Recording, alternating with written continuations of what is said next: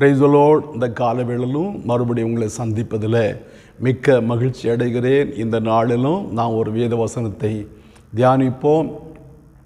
1 Samuel 16 அதிகாரம் 7வது வசனம். 1 சாமுவேல் 16:7. கர்த்தர் சாமுவேலை நோக்கி, நீ இவனுடைய முகத்தையும் இவனுடைய சரீர வளர்ச்சியும் பார்க்க வேண்டாம்.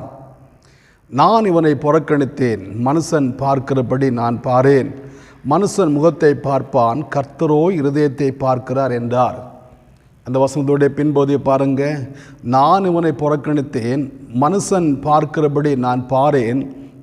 மனுஷன் முகத்தை பார்ப்பான், கர்த்தரோ இருதயத்தை பார்க்கிறார் என்று நாம் வேதத்தில் வாசிக்கிறோம். பாருங்க, இந்த வசனத்தில் நான் வாசிக்கும்போது மனுஷன் பார்க்கிறபடி நான் பார்க்க மாட்டேன், மனுஷன் முகத்தை பார்ப்பான், கர்த்தரோ இருதயத்தை பார்க்கிறார் என்று வாசிக்கிறோம். இன்றைக்கு நம்மை ஜனங்கள் பார்க்கிறது கூட ஒரு விதமாக பார்க்கிறார்கள். நம்முடைய தோற்றத்தை பார்க்கிறார்கள், நம்முடைய வளர்ச்சியை பார்க்கிறார்கள், நம்முடைய அழகை பார்க்கிறார்கள். அழகை பார்த்து நம்முடைய வெளி தோற்றத்தை பார்த்து நல்லவர்களோ கெட்டவர்களோ ஜனங்கள் மதிப்பிடுகிறார்கள். ஆனால் தேவன் வழி தோற்றத்தை மாத்திரமல்ல, உள் தோற்றத்தை பார்க்கிறார், உள்ளான மனிதனை பார்க்கிறார். இங்கே இந்த வசனத்துடைய பின்பகுதியை நான் வாசிப்போமானா, பின்னணியை நான் வாசிப்போமானா, சவுலை கர்த்தர் ராஜாவை அபிஷேகம் பண்ணார். சவுல் கர்த்தருடைய வார்த்தையை கீழ்ப்படியாமையாய் இருந்தபடினாலே அவன் ராஜாவாக்குறது கர்த்தருடைய பார்வைக்கு மனஸ்தாபமாய் காணப்பட்டது. சாமுவேல் அதுக்காக அழுது கொண்டே காணப்பட்டார். ஆண்டவர் சாமுவேலை பார்த்து சொல்கிறாரு, நீ ஏன் துக்கத்தோடு இருக்கிற? ஈசாயின் குமாரில் ஒருவனை தேர்ந்தெடுத்திருக்கிறேன், நீ அவனை எனக்காக ராஜாவை அபிஷேகம் பண்ணு என்பதாக. உடனே சாமுவேல் ஈசாயுடைய வீட்டுக்கு வருகிறார். ஈசாயுடைய வீட்டில் வந்தபோது சொல்கிறார், உன்னுடைய குமாரில் ஒருவனை கர்த்தர் இஸ்ரவேல் மேலே ராஜாவாக அபிஷேகம் பண்ணும்படியாக என்னை அனுப்பியிருக்கிறார் என்பதாக. அப்போது ஈசாய் தன்னுடைய குமாரரை 7 குமாரரை அவனுக்கு முன்பதாக புறப்பட பண்ணினார் என்று வாசிக்கிறோம். அவர்கள் புறப்பட்டு வந்தபோது கர்த்தர் ஒருவனையும் தெரிந்து கொள்ளவில்லை.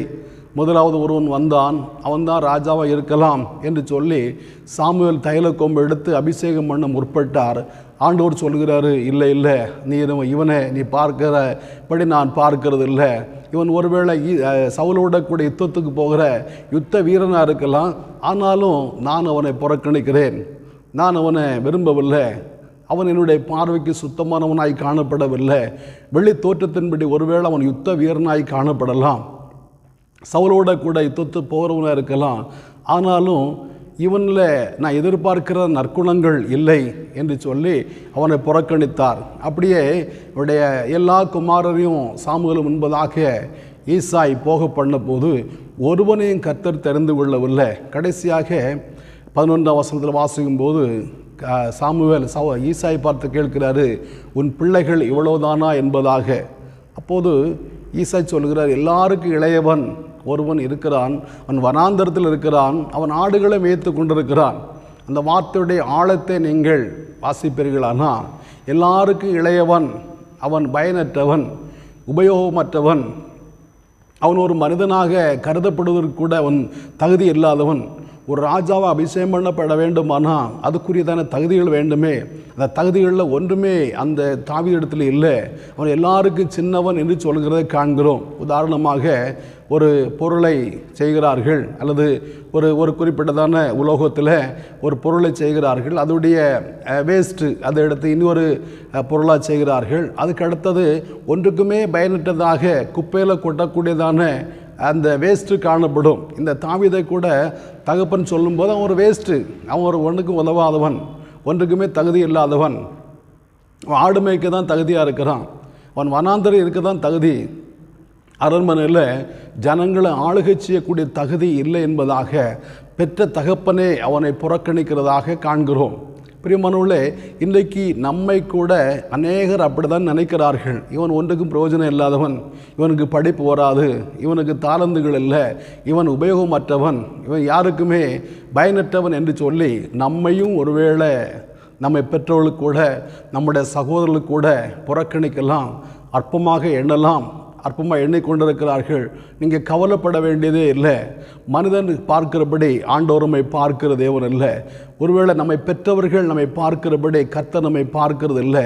நம்மோட கூட வளர்கிறதான சகோதரர்கள், நண்பர்கள், நம்முடைய ஆசிரியர்கள் பார்க்கிறபடி ஆண்டவரை பார்க்கிறது தேவன் இல்லை. நம்முடைய உறவினர்கள் நம்மை பார்க்கிறபடி கர்த்தர் பார்க்கிறது இல்லை. பாருங்கள், சில பிள்ளைகள் படிப்பில் கொஞ்சம் மந்தமாக இருப்பார்கள், விளையாட்டில் வீரர்களாய் காணப்படுவார்கள். சில பிள்ளைகள் ஓவியம் வரைவதில் மிக கைதேர்ந்தவர்களாய் காணப்படுவார்கள். ஒவ்வொருக்குள்ளும் ஆண்டவர் ஒவ்வொரு திறமைகளை வைத்திருக்கிறார். நம்ம ஏதோ ஒன்றை வைத்து அந்த பிள்ளைகள் பயனற்றவள் என்று நினைத்து கொள்ளுகிறோம். அந்த பிள்ளை படிக்கிறதுக்கு தகுதி இல்லை என்று சொல்லி அந்த படிப்பை வைத்து அவளை கணக்கெடுக்கிறோம். ஆனால் அவளுக்குள்ள வேற ஒரு தாளந்து ஆண்டவர் வைத்திருப்பார். சில பிள்ளைகள் பாருங்கள், சில ஆராய்ச்சி பண்ணுவதில் தேர்ந்தவளாய் காணப்படுவார்கள். அப்படி எல்லாருக்குள்ளும் திறமை இருக்குது. ஆனால் தாவீதுக்கு உள்ளே இருந்த திறமையை தகப்பனாகிய அந்த ஈசாயை கண்டுகொள்ளவில்லை. அவன் தெரியாதவனாக அறியாதவனாய் காணப்பட்டான். இப்போது சாமுவேல் சொல்கிறாரு, அந்த இளையவன் நீ வெறுக்கிறாயே, எல்லாருக்கும் இளையவன் என்று சொல்லுகிறாயே, அந்த இளையவன் வருகிற வரைக்கும் நான் சாப்பிட மாட்டேன், அவனை சீக்கிரம் ஆள் அனுப்பி கூப்பிடு என்று.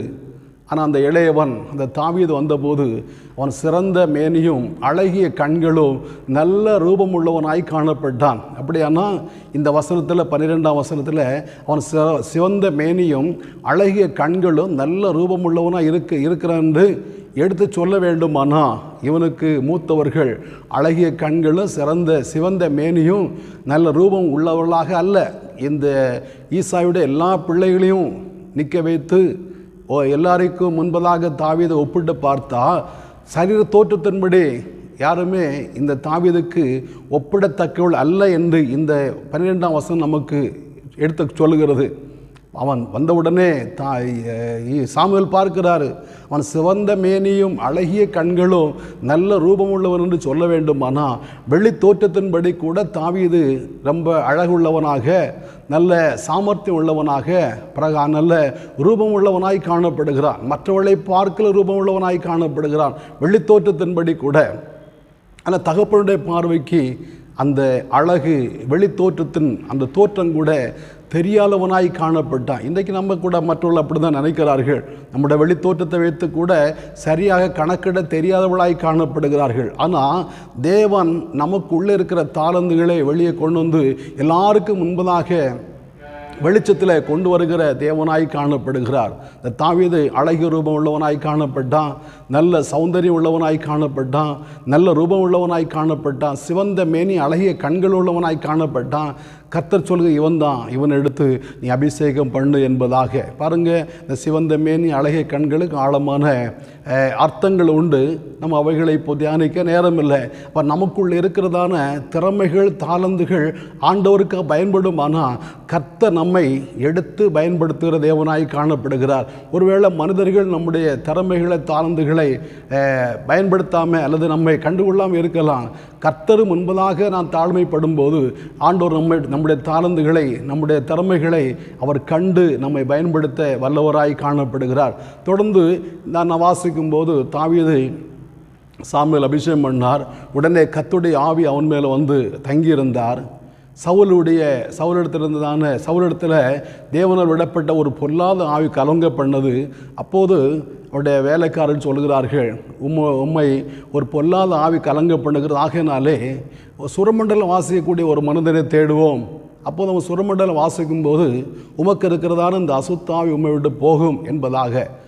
அப்போது அப்படி அழைத்து கொண்டு வாருங்கள் என்று சவுல் சொல்லுகிறாரு. சவுல் சொல்லும்போது அங்கே நின்றவுள்ள ஒருவர் அல்லது சவுலுடைய வேலைக்காரன் ஒருவன் சொல்கிறான், ஈசாயின் குமாரனை கண்டிருக்கிறேன், அவன் வாசிப்பதில் தேர்ந்தவன், யுத்த வீரன், நல்ல சாமர்த்தியம் உள்ளவன், தேவன் அவனோட கூட இருக்கிறார் என்று அவனை பற்றி ஒரு 6 காரியங்களை இங்கே அந்த மனிதன் சொல்கிறதை காண்கிறோம். நாங்கள் வாசிக்கும்போது அப்பொழுது அந்த வேலைக்காரர்கள் ஒருவன் பிரதியுத்தரமாக, இதோ பெத்லெகேமின் ஆகிய ஈசாயின் குமாரில் ஒருவனை கண்டிருக்கிறேன், அவன் வாசிப்பதில் தேர்ந்தவன், அவன் பராக்கிரமசாலி, யுத்த வீரன், காரிய சமர்த்தன், நல்ல ரூபமுள்ளவன், கர்த்தர் அவனோட கூட இருக்கிறார் என்று நாம் இங்கே வாசிக்கிறோம். பாருங்க, இந்த சவுலுடைய வேலைக்காரர்கள் ஒருவனுக்கு தெரிந்திருக்கிறது கூட ஈசாய்க்கு தெரியாமல் காணப்பட்டது, ஈசாவுடைய மற்ற பிள்ளைகளுக்கு தெரியாமல் காணப்பட்டது. நீங்கள் 17 அதிகாரத்தில் வாசிக்கும்போது ஈசாயுடைய ஒரு குமாரன், மூத்த குமாரன் சொல்கிறான், உடைய இருதயத்தின் அகங்காரம் எனக்கு தெரியாதா? நீ தகப்பனுடைய கொஞ்சம் ஆடுகளை எங்கே விட்டுட்டு வந்த?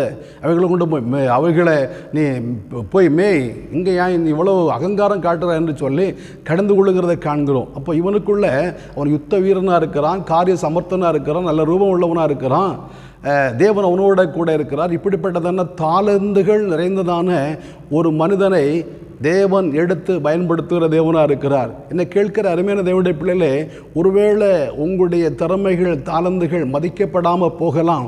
நீங்கள் இருக்கிறதான நிலைமை மற்றவர்கள் புரிந்து கொள்ளாமல் காணப்படலாம். உங்களுக்குள் ஆண்டவர் வைத்திருக்கிறதான அந்த திறமைகளை மற்றவர்கள் அசட்டை பண்ணவர்களாய் காணப்படலாம். ஆண்டவர் உங்களை பார்க்கிற விதம் வெளித்தோற்றத்தின்படி அல்ல, உள்ளான அழகை, உள்ளாக காணப்படுகிறதான திவ்ய சுபாவத்தை ஆண்டவர் பார்க்கிற தேவனாய் காணப்படுகிறார்.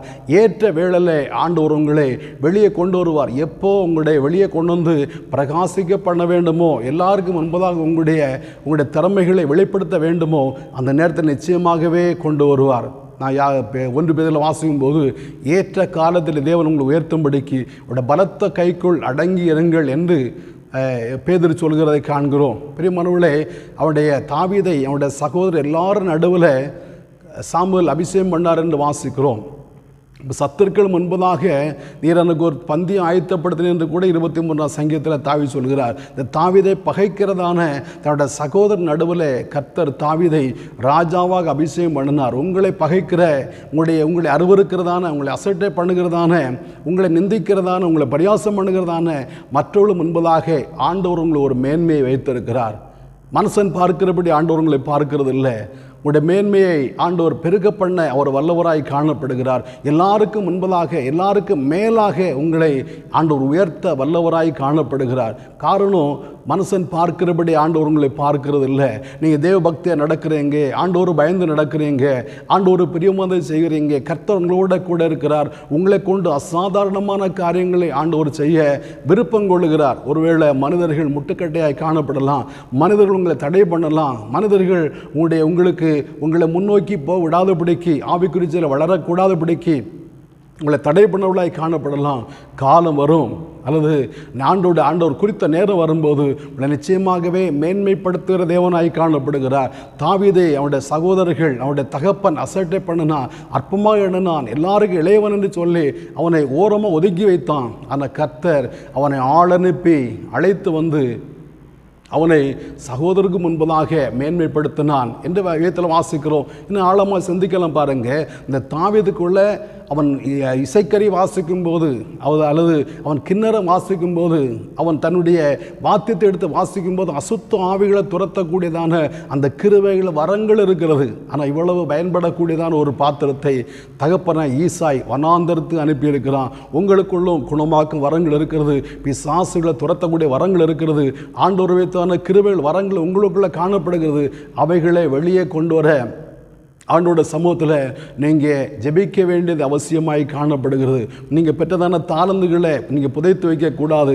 ஒரு தாளந்தை புதைத்து வைத்தவன் அவன் அழுகையும் பற்கடிப்பும் உள்ள புறம்பான் இருள் தள்ளப்படான் விதத்தில் வாசிக்கிறோம். ஆகையினாலே உங்களுக்குள்ளே இருக்கக்கூடிய தாளந்துகளை வெளிப்படுத்த, உங்களுக்குள்ள உள்ளே இருக்கிறதான தாளந்துகளை வெளியே கொண்டு வர, அதை பயன்படுத்த குறித்த வேளை சீக்கிரமாய் வர இருக்கிறது. மனுஷன் பார்க்கிறபடி ஆண்டவர் பார்க்கிறது இல்லை. உங்களுடைய தாளந்துகளை ஆண்டவர் வெளிக்கொண்டு வருவார். உங்களுக்கு இருக்கிற கிருபையில வரங்களை ஆண்டவர் வெளிக்கொண்டு வருவார். இந்த தாவீதை ஆண்டவர் வெளியே கொண்டு வந்த போது, அசுத்த ஆவி சவுலை பிடிக்கும் போதெல்லாம் அவன் தன்னுடைய கையினாலே இசைக்கரியை வாசிக்கும் போது அசுத்தாவி அவனை விட்டு விலகினது என்று கூட நான் வாசிக்கிறோம். அந்த 17 அதிகாரத்திலும் தொடர்ந்து வாசிக்கும் போது அவனுக்குள்ளே இருக்கிறதான ஒவ்வொரு தாளந்துகளும் வெளிவருகிறதை காண்கிறோம். 18 அதிகாரத்தில் சகோதரிகள் பாடுகிறார்கள்.